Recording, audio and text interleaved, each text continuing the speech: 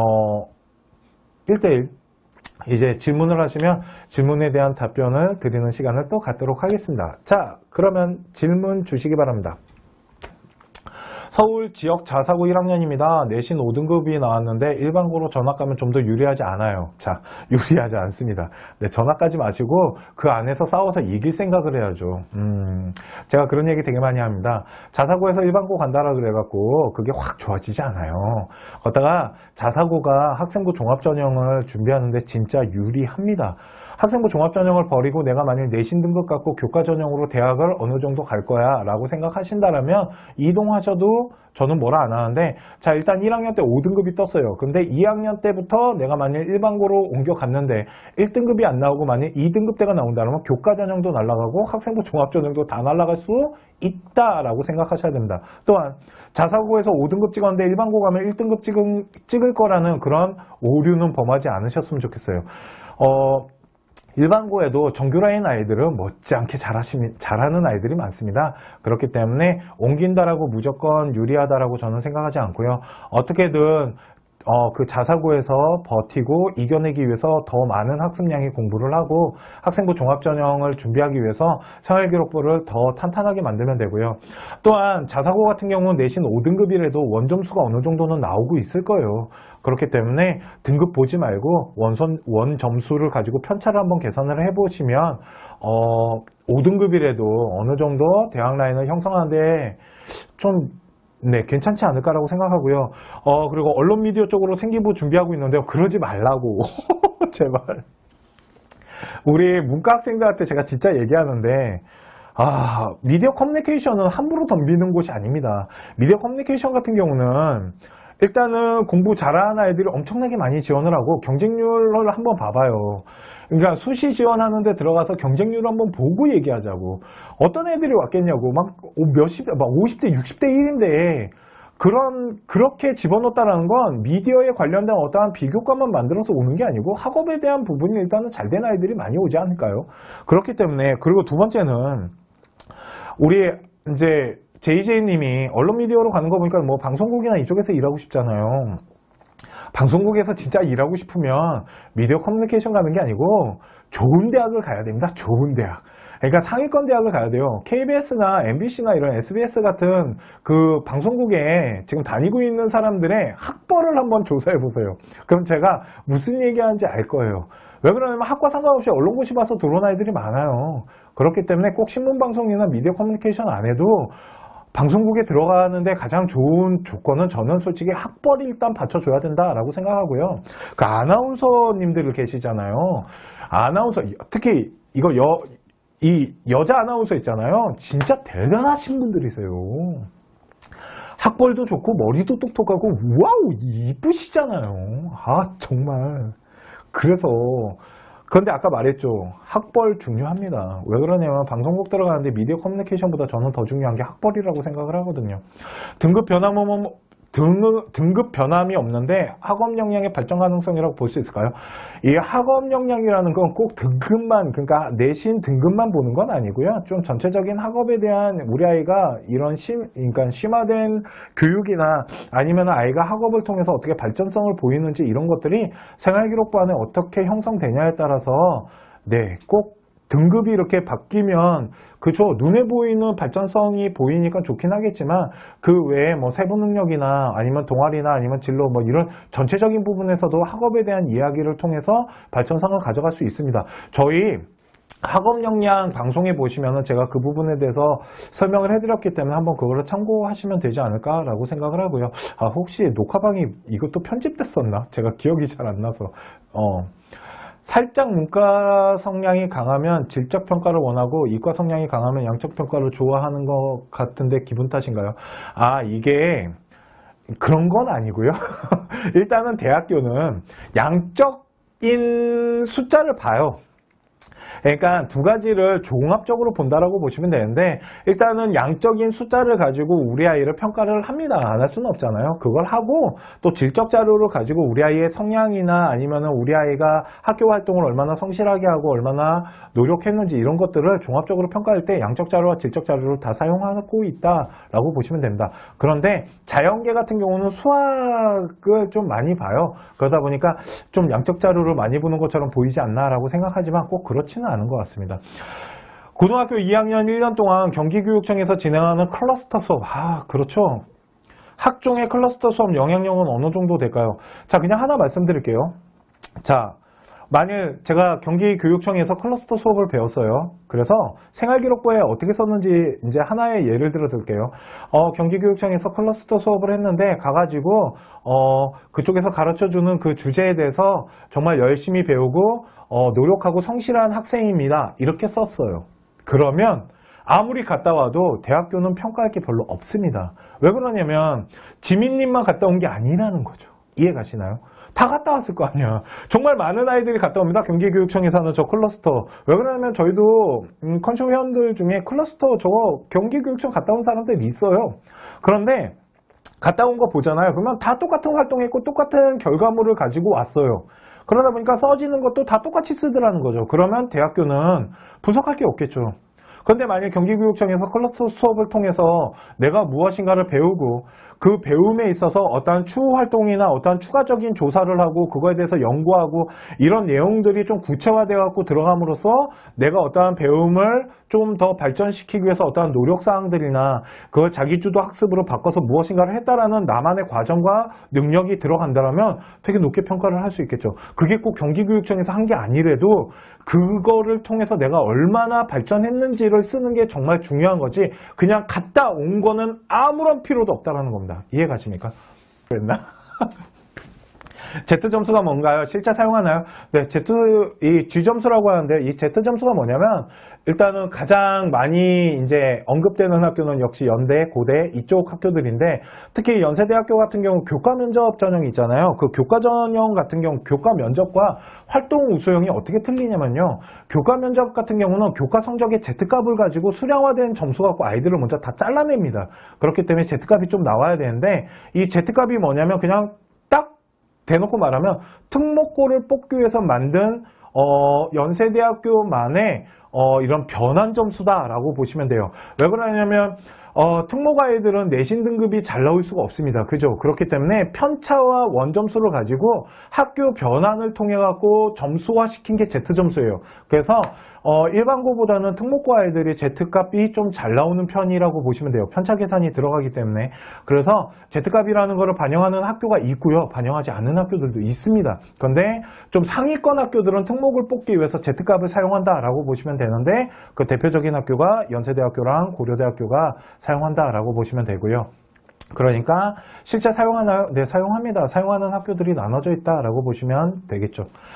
어차피 이거 말 나온 김에 그냥 하나 더 말씀드릴까요? 그게 뭐냐면 혹시 그런 거 본 적 있으실 겁니다. 뭐 경희대학교의 고교연계, 그리고 중앙대학교의 학교장 추천, 그리고 건대도 학교장 추천. 그러니까 뭔가 학교장이 뭔가 추천하잖아요. 아니면 고교연계 같은 경우도 학교장 추천은 이름을 바꾼 겁니다. 자, 보세요. 학교장 추천이라는 게 뭐냐면 우리 아이가 학교에서 어느 정도 학업을 하고 공부를 좀 했다라는 아이가 학교장이 추천을 한 거예요. 그죠? 그러니까 이 학교장 추천은 어떤 걸 좀 중점적으로 1차를 보냐면 학업 성적을 수량화된 데이터를 좀 봅니다. 그렇기 때문에 학교장 추천 같은 경우는 학교마다 좀 틀리겠지만 특목고가 집어넣기엔 되게 불리해요. Z값을 보지 않는 학교들도 있기 때문에. 그렇기 때문에 학교장 추천 같은 경우는 비교과보다는 학업에 대한 성적이 높은데 비교과가 약간 불리한 학생들 있잖아요. 이런 학생들이 하면은 좀 좋은 전형이다 라고 보시면 되고요. 뭐 경희대를 그냥 볼게요. 교교 연계 같은 경우는 1단계에서 어떠한 학업에 대한 그런 등급이나 이런 수치화된 부분을 보고 비교과를 본다라면 르네상스 같은 경우는 그 등급을 보진 않는 거예요. 그러니까 아까 우리가 이제 처음에 말씀드렸듯이 학업에 대한 원점수나 편차 같은 것들, 그리고 뭐 수강자수, 이수 이런 것들을 다 전체적으로 보고 어떤 성적 추이도 보고 이런 식으로 전체적인 거를 종합적으로 보는 게 르네상스니까 똑같겠죠.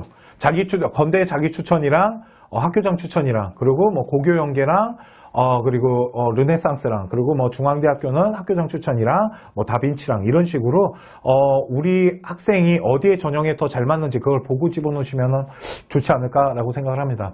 성대 학종으로 붙은 아이의 학생부를 보니 내신은 1점대 후반인데 비교과가 동아리 빼고는 비어있던데 성대 학종에 대해서 알고 싶습니다.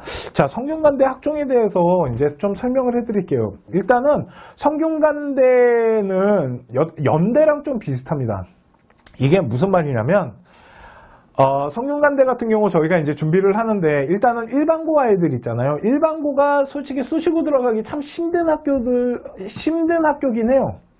왜 그러냐면 좀 이런 뭐라 그래야 되죠? 좀 비교과 부분이 좀 잘 만들어져 있어야 되고 성균관대학교 같은 경우는 좀 뭐라 그래야 될까요? 좀 특목고를 사랑해요. 아무리 생각해도 특목고를 사랑하는데 이런 아이들을 뽑아요.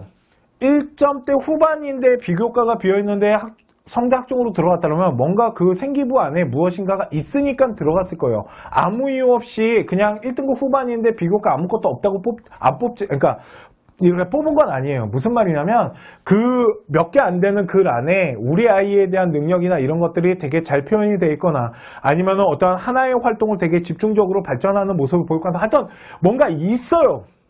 뭔가 있으니까 뽑습니다. 그런데 되게 특이 케이스인 겁니다. 쉽게 말해서 한양대학교 6등급 보낸 것처럼 특이 케이스인 거예요. 저 특이한 어떠한 저 하나의 데이터 때문에 성균관대학교는 아이를 저렇게 뽑습니다라고 저희가 말씀드릴 수는 없어요. 그런데 저희가 그냥 보편적 데이터를 가지고 성균관대학교를 이제 말씀을 드리면 저희 컨슈가 여태까지 성균관대학교를 분석하고 아이들을 지원하는 데 있어서 첫 번째, 특목고가 1순위예요. 특목고 중에 생활기록부가 어느 정도 작성되고 어느 정도의 이야기거리들을 만들었을 때 성균관을 되게 많이 지원을 하는 편이고요. 아니면 연대나 성균관 같은 경우 학업 성적이 완전 우수한 아이들이 있어요. 그런데 학업 성적이 완전 우수해도 떨어지는 경우가 있어요. 성균관이. 그러다 보니까 저희가 뭐라고 딱히 말씀드리기는 어렵지만 완전 학업 성적이 미친 듯이 좋은 아이가 간 적도 있고요. 학업 성적이 미친 듯이 좋고 생기부도 좋았는데 떨어지는 경우도 있었고요. 또한 아까 말씀드린 것처럼 1등급 후반인데 원점수 추이나 이런 게 되게 잘 형성돼서 간 아이도 있었고요. 심지어는 4, 3, 1이 간 적도 있어요. 또한 특목고를 집어넣었을 때 많이 가요. 그렇기 때문에 학생부 종합전형 같은 경우는 저희가 그런 얘기 드린 적이 있을 거예요.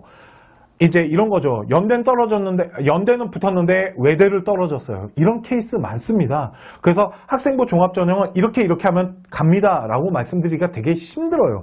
이 정도 내신 등급 갖고 이 학교 갈 수 있어요 라고 말하는 건 컨설턴트라면 아마추어예요. 왜 그러냐면 진짜 표본 집단을 몇 개 안 해본 거예요. 내가 그냥 한 표본 집단 몇 개를 해봤더니 2등급대 아이들이 1등급대 아이들이 이 정도 대학을 가더라 라고 생각을 하시는 것 같은데 그게 진짜 어려워요. 학생부 종합전형이 변수가 가장 많고요. 정말 붙어야 되는 아이가 떨어지고요. 떨어져야 될 아이가 붙는 경우도 있어요. 저희도. 걷다가 요번에도 어떤 경우가 있었냐면 어떤 외고 아이인데 저는 솔직히 그 아이가 연세대학교 특기자 전형 언더우드를 못 들어갈 줄 알았어요. 저는 솔직히 1단계도 통과 못할 거라고 생각하고 안 된다고 말했는데 그 아이가 학교랑 상의해서 그냥 넣나 봐요. 카드가 좀 남아서. 근데 1단계 통과했어요. 2단계 때 떨어졌지만 1단계를 통과했단 말이에요. 신기했어요. 전. 얘 어떻게 붙었지 1단계를? 얘는 붙을 수 있는 아이가 아닌데. 근데 그 친구가 성균관이랑 서강대를 다 붙어서 지금 이제 성균관을 갔지만 그러니까 저는 떨어질 거예요. 이거 왜 그러냐면 작년 데이터나 우리가 여태까지 했을 때 이런 아이는 떨어졌었거든요. 그런데 가드라는 거예요. 이러니까 학생부 종합전형이 진짜 어려워요. 그런데 저희가 특강을 하잖아요. 이 특강을 자세히 보시면 저희는 뭐 내신 등급이 얼마큼 돼야 됩니다. 수상은 몇 개가 필요합니다. 이런 얘기를 드리지 않아요. 어떻게 보면 양적 자료를 조금 저는 이제 양적 자료 중요한데요. 그 부분보다는 생활기록부 안에 우리 학생만의 이야기와 학생의 능력 그리고 그런 것들이 좀 발전되는 스토리들 이런 것이 있으면 좀 보편적으로 합격을 많이 하더라는 거죠. 그렇기 때문에 뭐 1등급 후반인데 성균관대를 제가 보내봤기 때문에 저는 다음 년에도 2등급도 한번 도전해봐서 보내면 전 2등급도 보낼 수 있어요 라고 저는 말하지 않습니다. 이해 가십니까? 그런데 이제 생활기록부 안에 우리 학생의 이야기와 스토리 그리고 우리 학생만의 능력을 어필하고 그거를 생활기록부 안에다가 집어넣기 위해서 어떤 식으로 활동하고 그걸 또 생기부 작성하는데 어떤 요령을 했을 때 보편적으로 되게 많은 아이들이 합격을 하더라는 걸 알려드리고 싶지, 뭐 1점대 후반 아이가 그 학교를 갔기 때문에 그거 어떻게 생각하세요? 뭔가 있었겠죠. 뭐가 있으니까 갔을 겁니다. 그냥 뽑지는 않았겠죠. 성균관대학교라는 학교가. 그런데 그 무엇인가는 생기부로 좀 봐야지 알겠지만 되게 힘든 케이스로 들어간 거기 때문에 그런 아이가 갔으니까 1등급 후반인 우리 아이도 가지 않을까라고는 생각하지 말라는 거죠. 이해 가십니까? 그런데 성균관대학교 같은 경우 1등급 때 초반 중반 아이도 저희도 많이 도전해보지만 일반고 아이들 되게 많이 떨어지는 경우가 많아요. 그런데 그 친구가 저희가 그 얘기 하지 않았나요? 2년 전인가 제가 녹화방송에서 한번 얘기한 적이 있어요. 어떤 얘기였냐면 저희가 진짜 8명의 학생을 준비를 한 그룹으로 해서 했었거든요. 그러니까 저희가 이제 학생들을 컨설팅할 때 이렇게 그룹으로 좀 묶어요. 왜 그러냐면 이런 전공성이나 대학 라인을 어느 정도 맞춰야 되기 때문에. 근데 8명의 학생을 묶었는데 이 8명이 다 어떤 애들이었냐면 정규 라인 아이들이에요. 정규 라인. 그런데 2명만 정규 라인이 아니고요. 이 아이들은 자사고에서 한 2등급 때 중후반 아이들이었는데 2등급 때 중후반이면 저는 자사고에서 진짜 공부 열심히 잘 한 아이라고 봐요. 충분히 서울대 연대고대 노릴만 하다라고 제가 얘기하거든요. 그런데 이 8명의 아이들을 어떻게 집어넣냐면 서울대, 연대, 고대, 서강, 성균관, 한양 이렇게 6장의 카드를 다 집어넣습니다. 학종으로. 그런데 그 중에 한 친구만 한양대학교를 교과 전형으로 집어넣었어요. 왜 이렇게 구체적으로 하냐면요. 이게 진짜 대박이었거든요. 자, 8명 중에요. 이게 이제 성균관대학교 있잖아요. 성균관대학교를 2명이 가고 6명이 떨어졌습니다. 근데 이 6명 중에 4명은요, 예비번호도 못 받았어요. 그런데 이 4명이 그러니까 이 6명이요, 다 서울대, 연대, 고대를 갔어요. 이 두 친구는 자사고 출신 아이였거든요. 근데 얘네들은 한 명은 성균관대고 한 명은 한양대 됐어요. 그런데 6명은 서울대, 연대, 고대가 됐다니까요. 그 중에 4명은 성균관 예비번호도 못 받았어요. 그 중에 한 명은 1.02등급이에요. 근데 이 친구 서울대 경제학과 갔거든요. 근데 생기부 완전 잘 만들어서 보내서 글로벌을 넣었는데 떨어졌어요. 예비조차도 안 떴어요. 쾌재를 부르긴 했는데 일단은 이런 데니까요. 그래서 학생부 종합전형을 제가 진짜 이러면 갑니다라고 말하는 것 자체가 저는 솔직히 그런 얘기예요.